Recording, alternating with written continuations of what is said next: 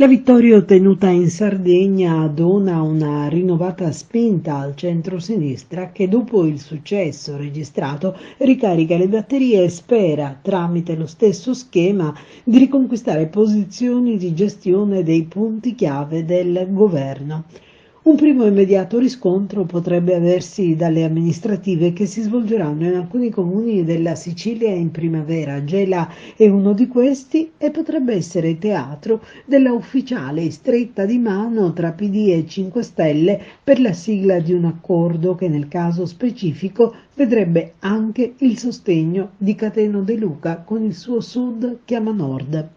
La coalizione di centrosinistra però non si ferma a questo, anzi forse le amministrative sono solo un test in vista di un più impegnativo percorso da attivare in vista del 2027, quando dovrà essere rinnovata la governance della regione siciliana.